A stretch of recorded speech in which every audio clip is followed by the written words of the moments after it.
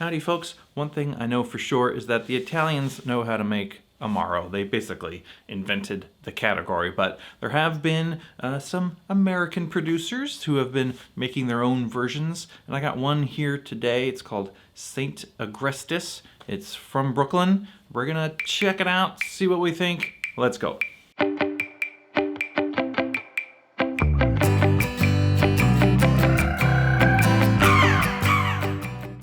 Okay, so this is St. Agrestis. It comes from Brooklyn, New York, and their website is a little short on information, but I believe it started being produced in 2018, but it just recently started showing up here in Oregon. They also have sort of a red bitter Campari-ish product, and they make pre-made Negronis, things like that. But I decided to pick up the Amaro. Now it is 30% alcohol by volume, and it cost me, I think, $51, which is kind of a lot for an Amaro, but it does have a sort of pretty interesting bottle. I don't usually sort of review the bottle in these videos, but I'm gonna just mention a couple of things. First off, it's this sort of unusual sort of cone shape, which is kind of neat, I guess. It's got a very heavy cork. The cork is in this sort of solid metal fitting top, you know, and it's actually feels pretty good in the hand. And then it's got this sort of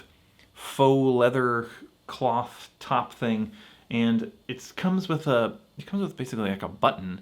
There's like a logo thing that is also doubles as like a lapel pin or something. So they really did go all out with this bottle. Anyway, let's give it a little taste and see what we think.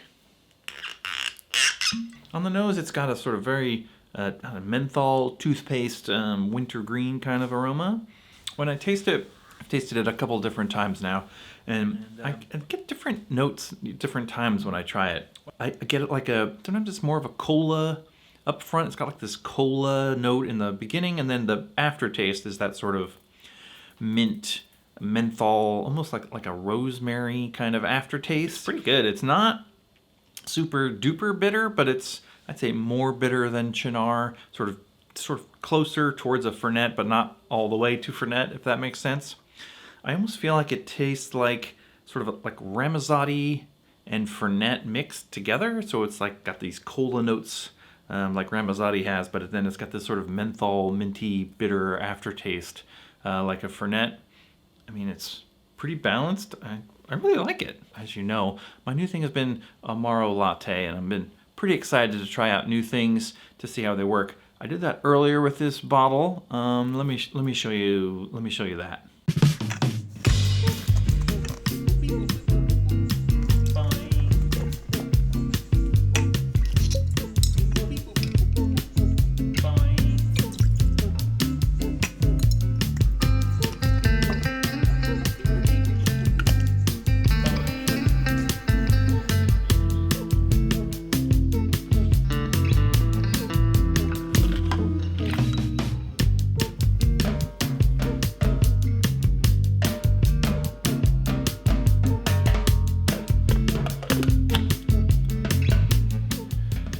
All right, got some nice foam.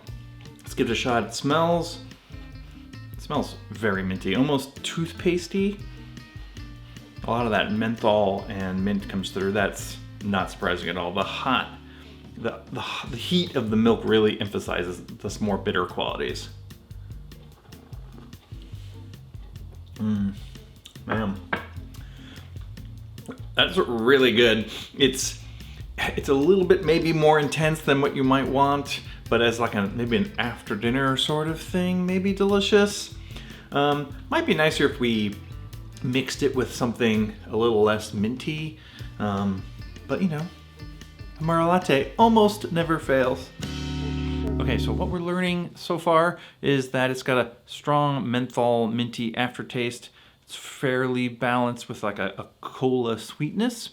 There's not a lot of cocktails that call for it, obviously, as it's sort of relatively new to the market. So what I like to do with new Amaros is make an Amaro sour. This is a format I like to use when testing out new Amaros as well. It's basically 1.5 ounces of Amaro, 3/4 of an ounce of some base spirit that it might go with. In this case, I'm going to use rye.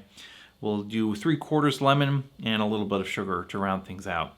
Now, in this case, I tried this the other day, and that minty aftertaste is pretty aggressive, so I'm going to cut back on the St. Agrestis a little bit and put in some Averna to hopefully temper that a little bit. All right, let's mix it up.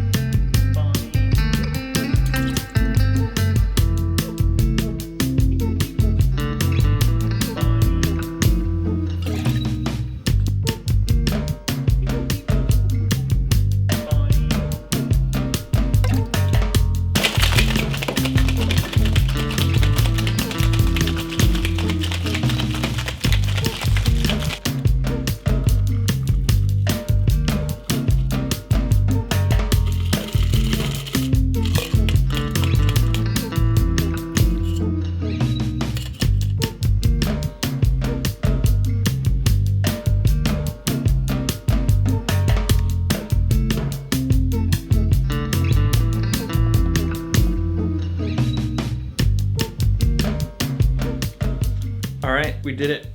Let's take a drink of this and see what we think. It's got this nice little foam on top, which you don't always get with Amaro, but this stuff seems to foam pretty good. The Amaro Latte foamed great, but that's not necessarily an indication. Anyway, let's give it a taste.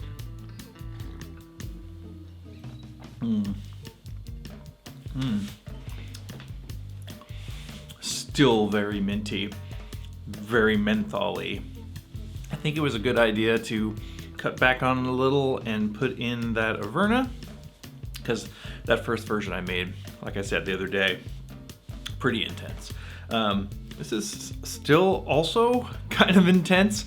I think the lesson we're learning here from this bottle is that the back end minty mentholness is pretty strong, and so you want to take that into account when you're using it in a drink. But by on its own, it's really pretty well balanced. Conclusions. St. Agrestis, it's pretty good. It's very, very fun to drink on its own. It's pretty complex. In a cocktail, the sort of menthol mintiness is really powerful.